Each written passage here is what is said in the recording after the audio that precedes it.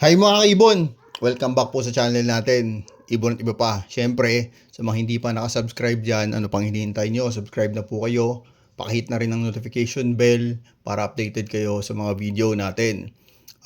Nag-upload po tayo ngayon mga kaibon kasi nakatanggap po tayo ng ilang katanungan na ano daw po yung difference ng Aqua Opa Ino P1 na regular B1 versus sa Homo Aqua Opa Ino. Napakagandang katanungan nito mga kaibon. Siyempre, kung i-explain ko lang dito, ang iba baka maintindihan, ang iba baka hindi maintindihan.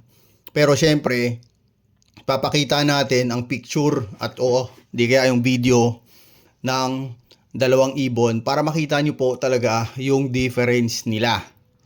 Kasi kung sasabihin ko lang dito, sabi ko nga kanina, iba baka maintindihan, iba baka hindi. Ito para maintindihan ng lahat.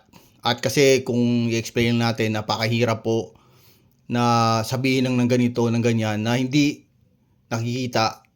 Kasi yung iba dyan, visual learner. Gusto nilang makikita ang mga bagay-bagay para matutunan nila. Okay mga kaibon? Meron tayong dalawang ibon ngayon dyan. Ang nasa kaliwa, yan po yung Aqua B1 Opa Ino. Okay? Ang nasa kanan, yan po yung Homo Aqua Opa Ino. Take note po, yung mga ibon na yan, matured na yan. Kung mapapansin nyo mga kaibon, ang nasa kanan, mas madiin po yan. Tingnan nyo po yung color ng ulo niya, mas madiin po yan versus sa kaliwa na regular Aqua Opa Ino na B1 lang. Okay, at tingnan nyo po ang beak ng ibon. Yung tuka niya. Kasi matured na yan, di ba? Tingnan nyo po ang tuka nila.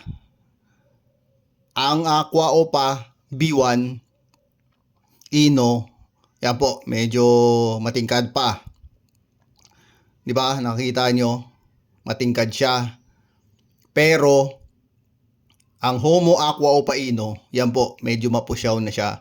Medyo nga, minsan parang papunta na sa, medyo may puti na ang tuka niya. Pero hindi siya totally puti, parang dirty white. Yan po ang pinakamalaking kaibahan nilang dalawa. Kasi ngayon, sa social media, sa Facebook, maraming nagsasabi na Homo ang hawak nila o may ibon silang pinapa-ID na Homo Aqua Opa Ino. Diyan pa lang po, makikita nyo na ang difference nila. For reference po to para hindi tayo malito, para makita talaga natin ng actual yung Homo Aqua Opa Ino na ibon versus Aqua Opa B1 Ino na regular. Kasi nakakalito po yan sa mga baguhan, kahit na nga sa mga veterano minsan, lalong-lalo na pag sable. Ibig sabihin, pag maganda yung ulo ng ibon. Take note po, matured pong dalawang yan. Sobrang pink po niyan pag mga bata pa ang Homo. Okay mga kaibon?